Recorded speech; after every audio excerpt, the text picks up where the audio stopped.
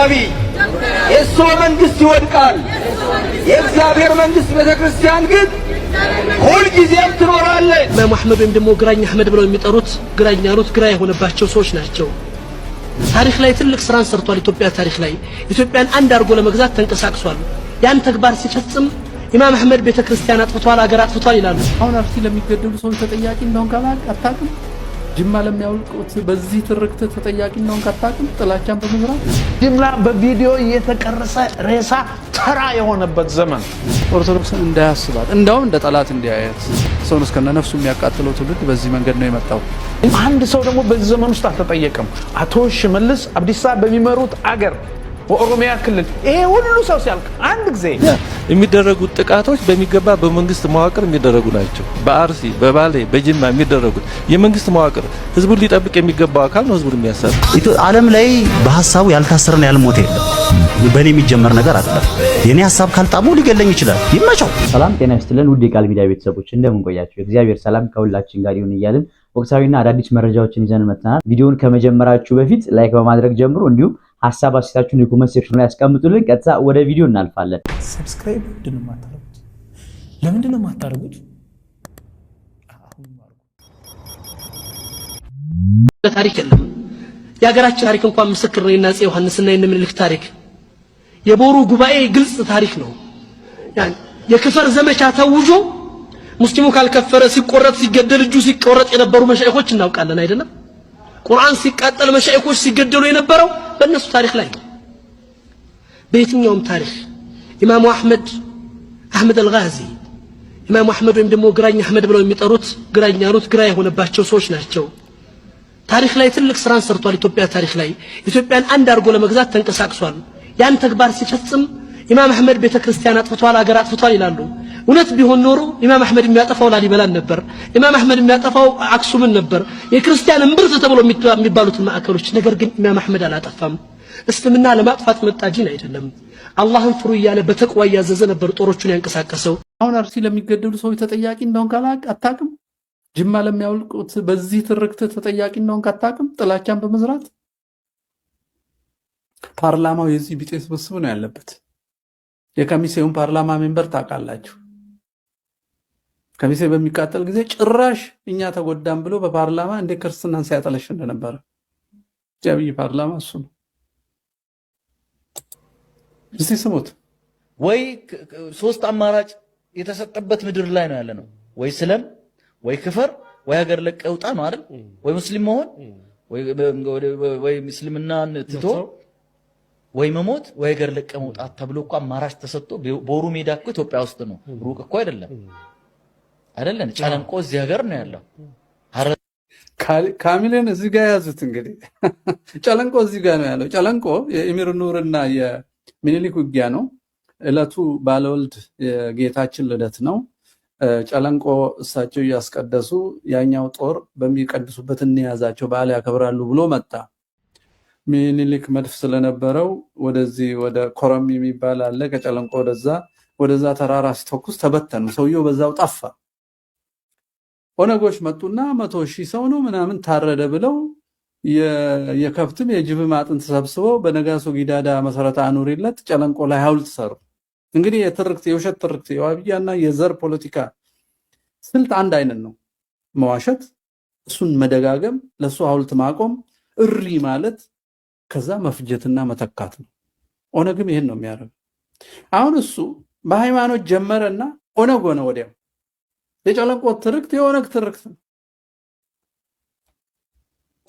የጨለንቆ ትርክት የኦነግ ትርክት ነው። ወይ መሞት ወይ ሀገር ለቀህ መውጣት ተብሎ እኮ አማራጭ የቱ እስላም ነው? ካልሞትክ ወይ ጥፋ ወይ ክርስቲያኑ ተብሎ የተገደደው። ሶማሌ ሙሉ እስላም ነው። አፋር ሙሉ እስላም ነው። ኦሮሞ 40% እስላም ነው። አማራ 5% ይሁን 1% እስላም አለው። ጥፋ ተብሏል። ኦርቶዶክስ ካለበት ከትግራይ ጥፋ ተብሏል። የቦሩ ሜዳ ክስተት የፖለቲካ እንጂ ሃይማኖት አይደለም። ዶክተር አብይ የእሱ መንግስት ይወድቃል። የእግዚአብሔር መንግስት ቤተክርስቲያን ግን ሁልጊዜም ትኖራለች። ስለዚህ ለዶክተር አብይ ያለኝ መልእክት ነው። ይተው፣ እጆትን ያንሱ፣ በሕግ አምላክ የስርዓት የለሾች ምሳሌ አይሆኑ። ሕግወትን ያክብሩ፣ ፓርላማዎችንም ያክብሩ፣ ሲኖዶሳችንንም ያክብሩ። የሚያሳዝን እኮ ነው፣ የሚያሳዝን። ለፓርላማቸው ክብር የሌላቸው እንዴት ቅዱስ ሲኖዶስን ሊያከብሩ ይችላሉ? ሁለተኛ መልእክት ያለኝ በኢትዮጵያም በውጭም ላሉ ከኢትዮጵያ ኦርቶዶክስ ተዋሕዶ ቤተክርስቲያን በአስተምህሮ የተወለዱ በማንነታቸው ላይ እንዲኮሩ ምክንያት የሆነቻቸው የታሪክ ምሁራን፣ የኪነ ጥበብ ሰዎች፣ ባለሀብቶች፣ ነጋዴዎች በዚህ ቀን ለኢትዮጵያ ኦርቶዶክስ ተዋሕዶ ቤተክርስቲያን ታማኞች ካልሆናችሁ፣ ፖለቲከኞች፣ የክልል መሪዎች ታዝበናችኋል፣ ታዝበናችኋል፣ ታዝበናችኋል። በዚህ ጊዜ እውነትን ካልመከራችሁ፣ ተው ካላላችሁ እግዚአብሔር እናንተንም አብሮ ይፈርድባችኋል። ስለዚህ ሁላችንም የቤተ ክርስቲያን ልጆች ሆን አብረን መቆም አለብን።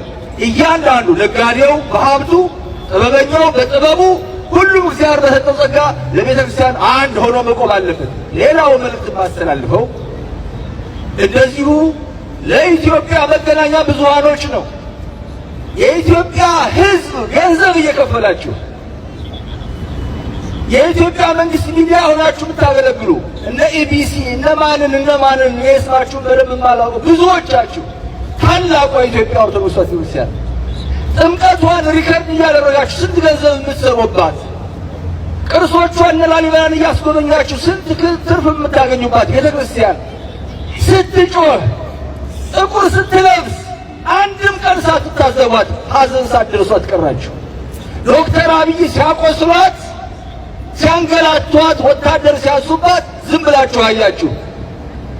ታሪክ ይፈርድባችኋል፣ ታሪክ ይፈርድባችኋል። ወደ ልባችሁ ተመለሱ። ጋዜጠኞቹም ለሙያችሁ ታማኞቹ ነው። ጅምላ በቪዲዮ እየተቀረጸ ሬሳ ተራ የሆነበት ዘመን አንድ ሰው ደግሞ በዚህ ዘመን ውስጥ አልተጠየቀም። አቶ ሽመልስ አብዲሳ በሚመሩት አገር በኦሮሚያ ክልል ይሄ ሁሉ ሰው ሲያልቅ አንድ ጊዜ ምንድን ነው ተብሎ ኃላፊነት ተወስዶ የተጠየቀ ሰው የለም። እንበለጽጋለን ትላላችሁ። የሚያሳዝነው ጠቅላይ ሚኒስትሩ ይሄ ሁሉ አንዴ አይደለም ከ15 ጊዜ በላይ አንዴ 200 አንዴ 150 አንዴ 500 በየጊዜው ሰው ሲገደል ሐዘኖትን የገለጹበት ወቅት 2-3 ቢሆን ነው። ያ ለህንፃ፣ ለፓርክ፣ ለዛፍ ያለውት ክብር ይሄ ሁሉ ሰው ሲያልቅ ግን ስሜቶን የገለጹበትን መንገድ ደግሞ ጊዜ አጥቼ ነው እንዳይሉን። ለምሳሌ እርስዎ ራስዎት በተለያየ ጊዜ እንደኔው እንደ ተራው ዜጋ ያማራሉ እንጂ ጠቅላይ ሚኒስትር አብይ እርምጃ አልወሰዱም። በተጠያቂነት አንድ ሰው አላቆሙም። እንዲያውም እየመጡ የውጭ ኃይሎች እንትኖች መሪ ሲኮን እንደኔ አቤቱታ ለማሰማት ሳይሆን እርምጃ ለመውሰድ ነበር ያንን ቦታ የተጠቀሙበት። ስለዚህ ህዝቡ በመንግስቶ እና በመንግስታችሁ እምነት የለውም። ምክንያቱም በየጊዜው በሚደርሰው መከራና ችግር እንዳውም በአንድ ወቅት እነዚህ ዜጎች ሲሞቱ ያሉትን ያስታውሳሉ። እንዴት ያቅተዋል እንደ መሪ? እንዴት በዚህ ዘመን ውስጥ ሁሉ ሰው አልቆ አንድ ሰው በህግ አይጠየቅም?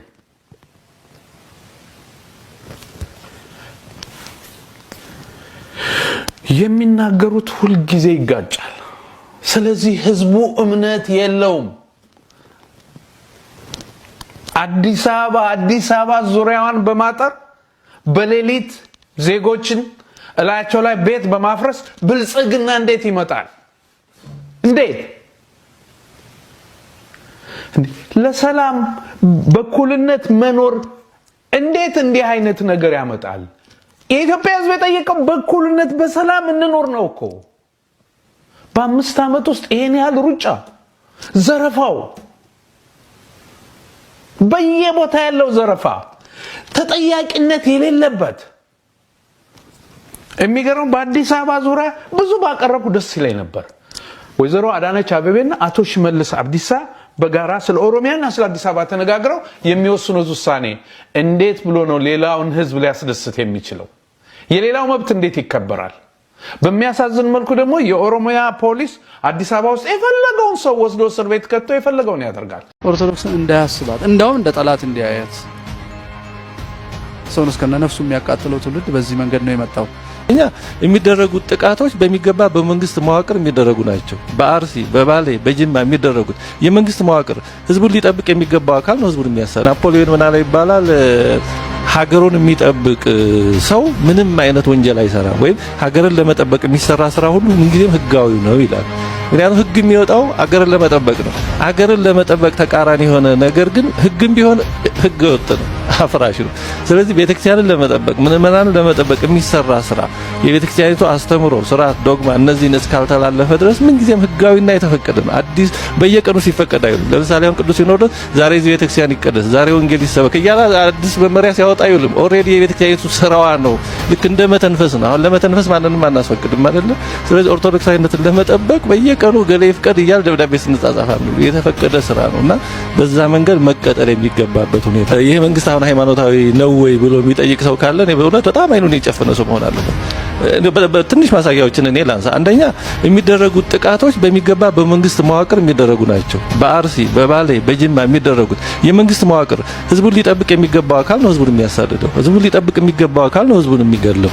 ፍትህ እንዲሰጥ የሚጠበቅበት አካል ነው ፍትህ የሚነፍገው። እንዲያውም የተገደሉት የተሳደዱት ራሳቸውን ለመከላከል ጥረት ያደረጉት ናቸው ወንጀለኛ የሚባሉት። ታዲያ ይሄ ምን ማለት ነው? አንድ ቦታ አንድ ጊዜ ወይ ጥቂት ጊዜ ቢሆን በስህተት ነው ሊባል ይችላል። ብዙ ቦታዎች ላይ በተደጋጋሚ አሁንም ድረስ እየሆነ ያለ ነገር ያለ መንግስት እውቅና መንግስት የሆነ ሃይማኖትን ደግፎ በሆነ ሃይማኖት እየተመራ ኦርቶዶክሳውያንን እያሳደደ ካልሆነ ይሄ እንዴት ሊሆን ይችላል? ስንት ጊዜ አጋጣሚ ሺህ አጋጣሚ ይኖራል። ይሄ ምንም አይን ያወጣ መንግስት ሃይማኖታዊ መሆኑን የሚያሳይ ነው። እና ይሄን ሁሉ እያየን እንዴት ነው ይሄ መንግስት ሃይማኖታዊ አይደለም ማለት የሚቻለው? በሚገባ ቴዎክራቲክ ስቴት ነው፣ ሃይማኖታዊ መንግስት ነው እየሆነ ያለው። ሶስተኛ እስኪ አዲስ አበባ እንኳን ያለው የመንግስት አወቃቀሮችን እንመልከት። ከንቲባ፣ ምክትል ከንቲባ፣ አፈ ጉባኤ፣ ምክትል አፈ ጉባኤ፣ የተለያዩ የመንግስት ተጠሪዎች በከፍተኛ ኃላፊነት ያሉ። ወደ ተለያዩ ክልሎች እንሂድ። በጣም በአብዛኛው ማን ነው ያለው? ስታቲስቲክሱን ብናወጣው 70-80% ከኦርቶዶክሳዊ ውጭ ነው። አዲስ አበባን ብቻ እናንሳ፣ 75% ኦርቶዶክሳዊ ነው። ግን እስኪ መንግስት ይሄ የአዲስ አበባ አስተዳደር ውስጥ ያሉትን ስታቲስቲክስ እንስራ እስኪ። አለ ስታቲስቲክስ ካስፈለገ ዳታ አለ። ሙሉ በአጋጣሚ የመጣ ነገር አለ። መንግስት ሃይማኖቱ እየገፋው የሚያደርገው ነው። አንድ አማኝ እንደሚያደርገው አንድ አማኝ ለእምነቱ የሆነ ማምለኪያ ቦታ ይፈልጋል፣ ይገዛል፣ ያሰራል ወዘተርፈ። መንግስት አሁን እንደዛ ነው እያደረገ ያለው። እንደ ህዝብ አገልጋይ ሳይሆን እንደ አንድ አማኝ ነው እያደረገ ያለው። ስለዚህ የሆኑ ሃይማኖቶች ስልጣንን እጅ አድርገው ወይንም ስልጣን የሆኑ ሃይማኖቶችን እጅ አድርጎ አዲስ ኢትዮጵያን ለመፍጠር እየሰራ ነው። ይሄ ተቀባይነት የለውም። ይሄ መቆም አለበት ነው የሚለው ጥያቄ፣ መቆም አለ። ስለዚህ የሚቀጥለው ትውልድ ኦርቶዶክስን እንዳያስባት እንደውም እንደ ጠላት እንዲያያት ሰውን እስከነ ነፍሱ የሚያቃጥለው ትውልድ በዚህ መንገድ ነው የመጣው። የዛሬ ሞት እኮ ላለፉት 50 ዓመታት የተሰራ ነው። አሁን እያልን ያለነው ያ የተገነባው ግንብ ይፍረስና ሰው ወደ ሰውነቱ ይመለስ። ኢማጂናሪ የሆነ ቅዠታዊ ማንነት አፍርቶ እውነትን አያጥፋ የሚል ነው። እውነትን አያጥፋ። አሻራዎቻችን ሁሉ የሚመሰክሩት ወደ እውነት ነው የሚያመለክቱ። ከክርስቶስ መለያ ይሆናሉ። እነሱ መደምዘዝ ሰውን ከክርስቶስ መለየት ነው። ስራቸው ወደ ክርስቶስ ሰው መውሰድ ነው። ስለዚህ ሃይማኖታዊ ነው ማለት ነው። አሻራ መደምዘዝ ሃይማኖታዊ ነው። ለዚህ ነው እዚህ የተቀመጠው። ካሰረን ያልሞት የለም ማለት ነው። እነዚህ ነገሮች ሐሳቤን እንድገልጽ ወይም እንዳልገልጽ የሚያደርጉኝ ነገሮች የግል ጉዳያችን ነው። አሁን ደህና መንግስት እንዳይኖረን የሚያደርገው መንፈሳዊ ህይወታችንና የተመታ ምናምን ስለሆነ በዛ ምክንያት ያው ክሽም መንግስቶች መጥተው እንደፈለጉ ይገርፈው ይሄዳሉ። ይሄ ነገር ያናደኛል። ግን ምንም እንደማያመጡ ግን አውቃለሁ። ምንም እንደማያመጡ ስለ ያው ቢበዛ ያስራል፣ ቢበዛ ቢገድል ነው። የተለየ ነገር የለውም። ያልታሰረን ያልሞት የለም ማለት ነው። እነዚህ ነገሮች ሐሳቤን እንድገልጽ ወይም እንዳልገልጽ የሚያደርጉኝ ነገሮች አሉ። አንተ ሐሳብህን እስከ መታሰርና እስከ መሞት ድረስ እሱ ነው እኮ ዓለም ላይ ሐሳብ ያን ያህል ኮሚትድ ያንን ነው የሚለው። እንደምን ዓለም ላይ በሐሳቡ ያልታሰረን ያልሞት የለም። በእኔ የሚጀመር ነገር አለ። የኔ ሐሳብ ካልጣሙ ሊገለኝ ይችላል። ይመቻው። የኔ ገዳይም ይሞታል። በእውነት ነው መሞቱ አይቀርም። ያም ሰውዬ ምንም ጥያቄ የለውም። ሞት ሁላችንም እኩል ነው የሚያደርገን። ግን የሆነ ሐሳብ አለ። ሀገሬ እንደዚህ ብትሆን ብለህ እየተመኘህ እስከ መቼ? ካልተናገርከው መቼ ልታወጣው? ሁሌ ተቃጥለህ ደግሞ አይሆንም። ስለዚህ መተንፈስ መቻል አለብህ። እኔ በስራዎቼ ላይ መተንፈስ ስለምፈልግ ነው የማወራው እንጂ እኔ መታሰር ጉጉት ኖረኝ አይደለም። ወይ እንደዚህ ያደርገዋል። ይቀጥራል እኮ ቃሊቲ እንገናኝ ምናምን ይላል። ቄሊጦ ምናምን እንደዚህ እንገናኝ ምናምን ይላል። ልክ አይደለም ይሄ ሰውዬ። ወይ በሐሳብ መሞገት ነው ያለበት። በቃ እንደዚህ ይሄ ነገር ትክክል አይደለም እስቲ አሳመነኝ ምናምን ነው ማለት ያለበት። መንግስትን የማሰር መብት የሰጠው የለም። ማንም አልሰጠውም ነው ማለት። በቃ አንስቶ ወስዶ ይጨምርሃል። የሆነ ጊዜ አውጥቶ ይለቅሃል። አድርጎ ምናምን ትወጣለህ። አይገርምም? ኢትዮጵያ ውስጥ አሁን እየሆነ ያለው ነገር ግራ ያጋባቸዋል። ሁለቱ ልጆች ታስረዋል። ኮሜዲያን ያደርጋልና በጣም የሚማከራቸው ናቸው። ሁለቱም በጣም ክሪቲካል ናቸው። ስፔሻሊ እሷን ሂስትሪ ላይ ያላት አንደርስታንዲንግ ቦልድነሷ፣ ከዛ በኋላ ክሪቲካሊ ነገሮችን እንዴት እንደምታይ ምናምን፣ ከዛም ባለፈ በጋዜጠኝነት ሙያ ረጅም ዓመት በማገልገል አበርክቶቷን የተወጣች ምርጥ ልጅ ነች እና እሱም ኢመርጂንግ ኮሜዲያን ነው። በስራው ብዙዎችን ስሜት ሪፍሌክት የሚያደርግ ነው። አሁን ኢትዮጵያ ውስጥ ምን ተጀምረዋል? አፍን ዘግተህ ተቀመጥ፣ አፍን ዘግተህ ካልተቀመጥክ እናስርሃለን። በቃ ምንም ነገር ማለት አርሲ ሰው ሞተ መናገር አትችልም። አማራ ክልል ሰው ሞተ ጦርነት አለ ጦርነት ይቁም መናገር አትችልም። ኦሮሚያ ክልል ህዝብ እያለቀ ነው፣ ነፃነት የለም፣ ሰዎች በታጣቂዎች እየታፈኑ ነው፣ መንግስት ከታጣቂዎቹ ጋር ግንኙነት ይኖረው አይኖረው አናውቅም። አፍህን ዘግተህ ተቀመጥ አስርሃለሁ። መንግስት በቃ እንደዚህ ነው የሆነው። የመንግስት መገለጫዎቹ ትላልቅ ፕሮጀክቶችና ንጹሃንን ማሰር ሆኗል። ይገርመኛል ማለት የመንግስትነት ቁመና የሚለካበት ስታንዳርዱ ማሰር ነው። እኛ ቀኝና ግራችንን እያየን የምንሄደው ካሁን አሰሩን እያለን እግዚአብሔር ይመስገን ቢያስሩን ምንም የሚመጣ ለውጥ የለም። ምናልባት ቤተሰቦቻችን ይሰቃዩ ይሆናል። በቃ አፈን ዝጋ ነው። በቃ ምንም መናገር አትችልም። የቀበሌ ሌባ መሳደብ አትችልም። በሃይማኖት ስም ሰዎችን የሚገድሉ ሰዎችን መናገር አትችልም። ስም አጠፋህ ብዬ አስራለሁ። ከዛ በኋላ ታጣቂዎች ወጥተው ቤተክርስቲያንን ሲያቃጥሉ፣ መኖሪያ ቤት ሲያቃጥሉ፣ ሰው ሲገሉ መናገር አትችልም። አዝኛለሁ እንኳን ማለት አትችልም። የዳቦ ዋጋ ተወደደብኝ። የዳቦ ዋጋ እንዴት 20 እና 30 ብር ይገባል? ደሞዜ ከ10 ሺህ ብር ሳያድግ አፍህን እንዳትከፍት ፖለቲካ እያወራ ነው ገላለሁ። ለመንግስት እያንዳንዱ የሰርቫይቫል ጥያቄ ፖለቲካ ሆኖበታል። ወገኖቼ ፖለቲካና ሰርቫይቫል ለዩልን። እኛ መኖር ነው የምንፈልገው። የእናንተ የሞተ ፖለቲካ ለእኛ ምናችንም አይደለም። ተጨማለቁበት። በት መናገር እንፈልጋለን፣ ማሰብ እንፈልጋለን። ለእኔ ብልጽግና ወይም ኢዜማ ወይም ፋኖ ወይም ቄሮ እንዲያስብልኝ አልፈልግም። ግለሰብ ነኝ። ልሳሳት ግን ማሰብ እፈልጋለሁ። እነዚህ ልጆች ምንም ያጠፉት ጥፋት የለም። መንግስት ሌባ ነው ብለው አሰቡ። መንግስት ኮራፕት ነው ብለው አሰቡ። በነገራችን ላይ መንግስት ኮራፕት ነው ብሎ ያሰበውና መንግስት ላሊበላ ነው ብሎ ያሰበው ጻድቅም ቅዱስም ነው ብሎ ያሰበው አንድ ነው። በሐሳብ መስፈሪያ በሐሳብ ዓለም እንዴ እኔ እንደምፈልገው ብቻ ነው ማሰብ ያለብህ፣ እኔ እንደምፈልገው ብቻ ነው መናገር ያለብህ እንዴት ይባላል? እባካችሁ ፍቷቸው። ነፃ ሀገር እንፈልጋለን፣ ነፃ መንግስት እንፈልጋለን። እንዴ እና አሜሪካ ነታችሁ እንኳን ትንሽ አትቀኑም? እኔ ይገርመኛል መንግስት ማለት አይ ዶንት ኖ ለምን ከህዝብ ጋር እንደዚህ አይነት እልህ ውስጥ እንደገባ። እባክህን መንግስት ይሄ የመንደር ጨዋታ አንተውና የምትሰራቸው ትላልቅ ፕሮጀክትን እንድናግዝህ ከኛ ጋር ተግባባ። የደብረ ዘይቱ አየር መንገድ ይዜ ድሪም ተራ ነገር አይደለም።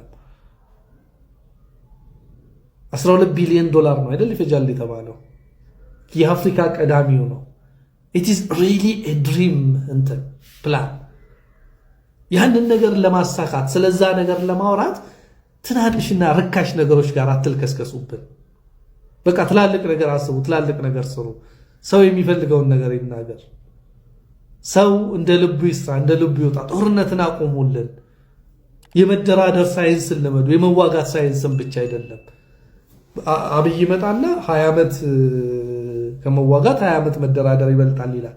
ግን ይኸው 8 ዓመት ሙሉ ሲዋጋ ነው ያየነው።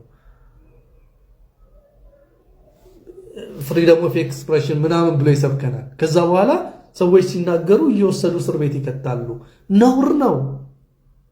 አዋታ ስልቹን ብንሰርቅም ባንሰርቅም እንኳን ክርስቲያኑን መሬት እንኳን ኦርቶዶክስ ሆነ